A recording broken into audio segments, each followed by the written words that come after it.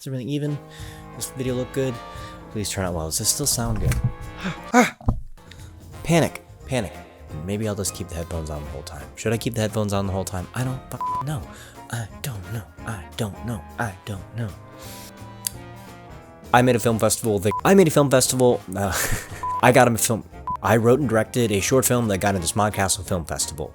Does that really matter? Not really, but I want to talk about it. I want to talk to you about buying insurance. I want to talk about my movie that got into Smodcastle Film Festival. Okay, cool, here we go. What is All Monster British? All Monster British is a short film about a woman who gets dumped and finds a friendship in the monster under her bed, who is Australian, not British. It's a dumb joke that's in the movie. I thought it was funny. It may not have been funny. Who cares? So we filmed it back in the summer of 2019 in Wilmington, North Carolina, in our apartment, literally right before we moved across the country. It was fun. We had all our friends in our apartment. We were joking around all day. It was one of the best times I've ever had on a shoot, and I'm gonna remember it forever. So thank you guys. If you're watching this, you probably aren't watching this. We were in the process of submitting to festivals like right before the pandemic started. So we submitted to literally every single festival we could think of, every genre festival, everything.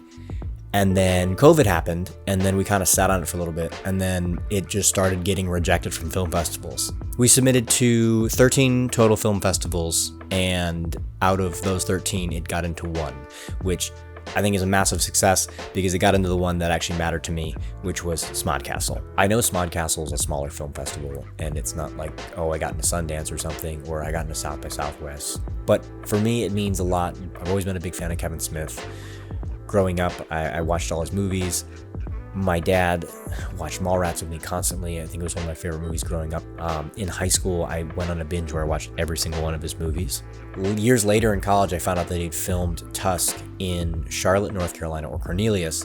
It was in like the Charlotte area, and I went to school in Mooresville, North Carolina. So I could have easily walked on set if I wanted to. Probably not. They would have kicked me out. When my wife and I started dating, the first present she gave me was a 27x40 poster of Tusk, which is literally right on her wall, which is right next to All Monster British.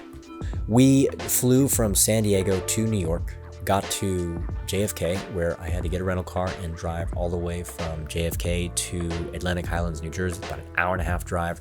You cut through Brooklyn and you go down through Staten Island and you're in Jersey, and then you go over. It's kind of a long trip. It was cool because we got to stop through Brooklyn and go to Lucali, which is a place I always wanted to hit. When I lived in New York, I never got a chance to do it because I didn't have. So the first day of the festival, the last screening of the day was a Kevin Smith film, which was, and then a short called Wasted Blind. From there, kind of went home, chilled for a little bit, and the next day hung around the city, had a great time, and then we showed up for our screening, which kicked off the actual film festival.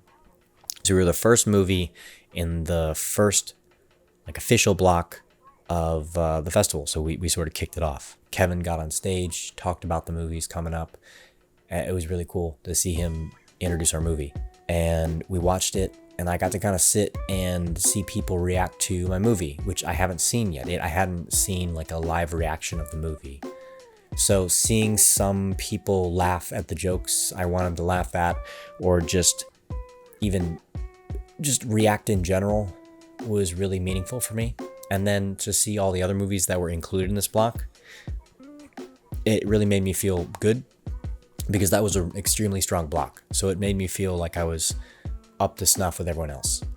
You know, the only downside to doing this festival is I really thought I was going to meet Kevin Smith. That didn't happen. I could have gotten a photo with him, but I didn't feel like getting a photo with him because it was weird.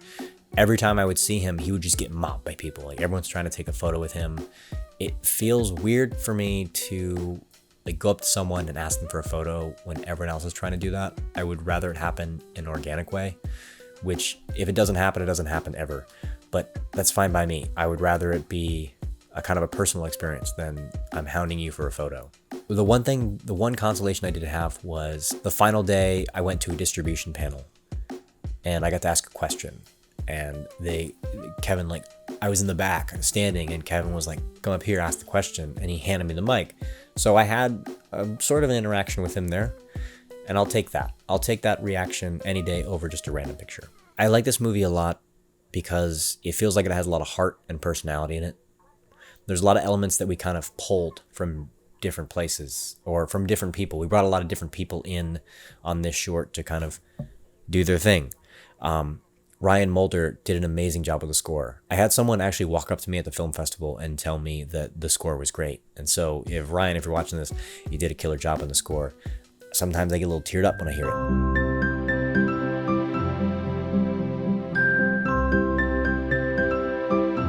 The end credits animation and any of the animations that we have in this movie were done by our friend Danette. I will link her here. If she still does animations, she did an amazing job. She did the end credits, and then she did kind of like a teaser short when we were crowdfunding this thing, and always looked great. I told her I wanted something that kind of looked like Limbo. It's a 2D like side scroller video game that's kind of dark. I told her that's what I wanted for the intro, and then she kind of ran with it, and she did a great job. The sound design was done by Josiah Graff. He's a sound mixer out in Atlanta, I think, or he might be Wilmington now, but he is an East Coast-based sound guy. The director of photography, Sean O'Malley, is one of my closest friends. He did an amazing job making this movie look fantastic. It's the best looking thing I've made in my life.